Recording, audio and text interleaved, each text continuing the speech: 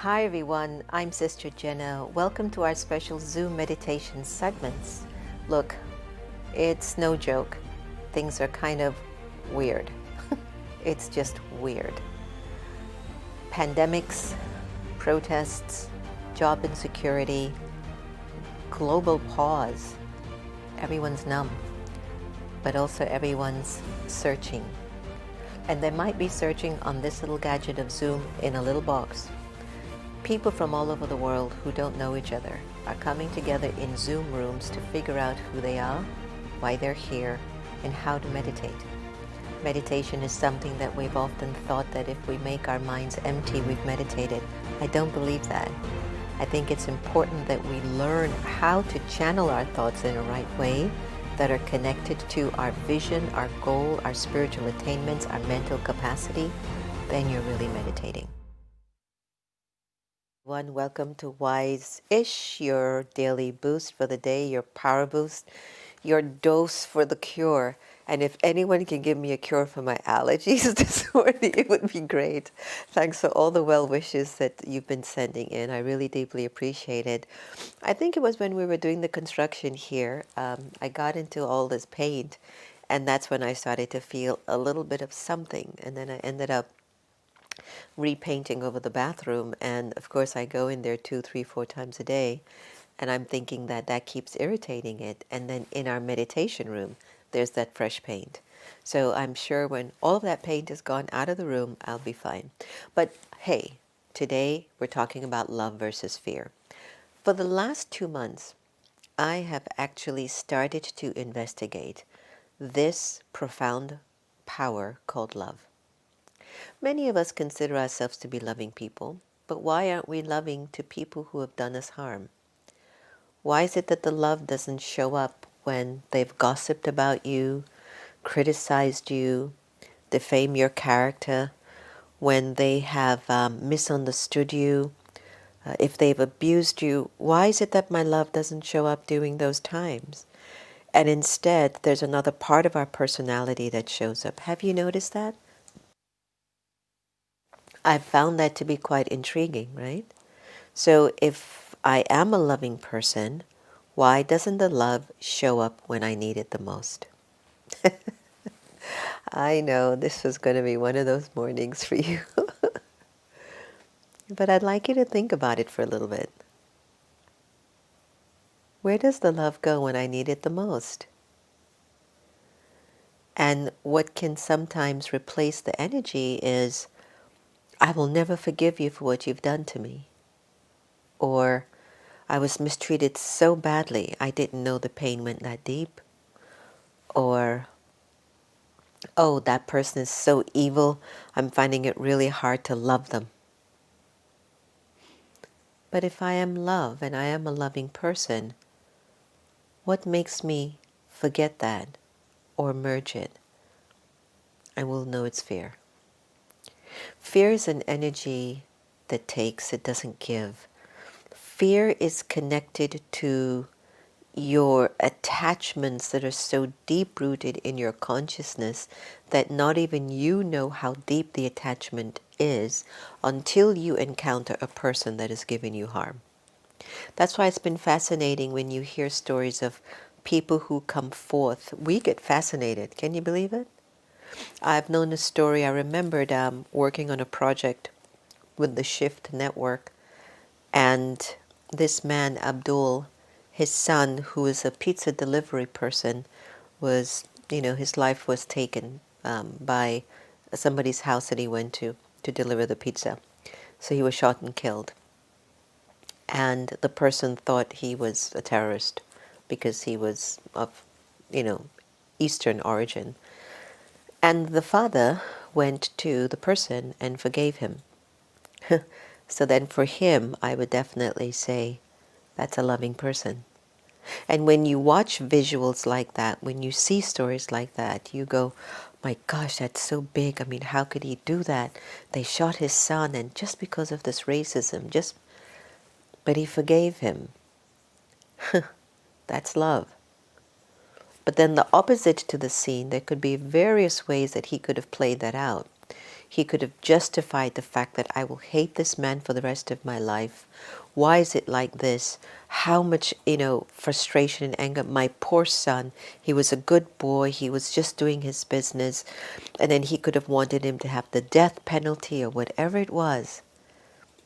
But instead he forgave him.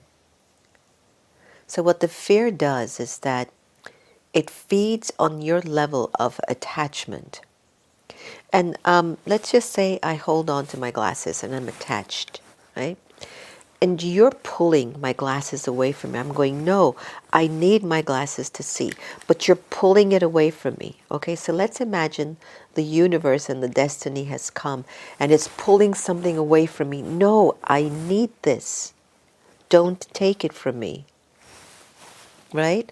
What actually starts to happen is you really realize that sometimes things are not meant to always be yours and you really have to let it go. And when there is love, you have the ability to let go. I remembered when I was young, someone used to tell me that if you love something, set it free. Imagine Abdul's son was taken away from him and he had to set him free to allow love to keep flowing through him. Because if he didn't, he'd be like, how dare you take, I want my son back. You've killed my son. You've hurt my son. And all of that energy that we feed with fear was becoming because of this attachment where I as a soul am thinking, I can't live without this. You can't take this from me. You can't.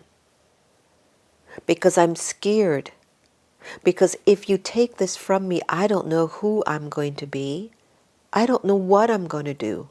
I don't know how to live my life without you or without this. So that whole energy of fear becomes the opposite dimension of what love really is. Because love is a free, liberating energy. And I'm telling you this at an intellectual level, and I'll tell you this again. It is something we all need to really deeply dive into to see, do I really understand what this energy is? I've heard people say, I'm a very loving person, but when you show up in front of them, they turn their face away from you like this. I've seen that with my own eyes. I've showed up and they're like, what do you want? Okay, go, go, go. And they'll do that to you. And you're like, how is that? How can they be loving? I've never done anything to this person in this life. I haven't lied. I haven't cheated. I haven't defamed them. Why, when I show up in front of them, they would turn away and act like I'm dismissed, like I'm not an important energy in their life? What is that? The person, are they not loving? Why would somebody do that to someone? Can you imagine? Abdul was able to love the man that shot and killed his son. And there are some people in your family, at your workplace, in your homes, that when you wake up in the morning and they see you, they don't even say good morning. But if a stranger comes and the Amazon guy comes to the door, they're like, good morning, how are you, sir? What is that? So what that really is that the relationship is actually being exchanged with the energy of attachment. And there's fear between you and that person. Work that out. It's better to have love in the relationship rather than to be in a marriage, in a job, in a friendship where you're actually afraid within your being and afraid with that person what they will do, how they will do it, why they will do it, or what your life would be like without them. Food for thought. Your wise-ish dose. Your wise-ish dose. I was just about to say dosa. You know dosa is an Indian dish? It's the Indian equivalent to American pancakes, but it's a little bit thinner, but it might be closer to crepe. I think that's what they call it in French, so forgive me if I was off on that one. But let's see what your daily blessing and good wishes. Let's see. That one I read last time. All right. You are a multi-million-fold fortunate soul, and you create your elevated fortune by being the one who performs elevated actions. That is brilliant. It's nice to know that I can become a multi million times fortunate soul by performing the beautiful and most elevated actions. Thank you so much for joining us on Wisest. It means a lot. I want to thank all the viewers who've been tuning in and also sharing Wisest on their social media networks and hosting watch parties. I hope that this is just your dose. I just feel like it's not like we need a heavy amount of stuff to try to help us by. Sometimes we just need that one moment of awakening to get us back into gear. And I'm just hoping Wise-ish is your one that just wakes you up and keeps you awake. So thanks a lot. Remember, no one can take away your happiness unless you give them permission. And guess what? I suspect we really are here to love each other the same. Let's keep investigating this energy of love all week. I think if we really master it, we'll be in heaven. It'll be a heavenly life. Thanks a lot. Have a good one.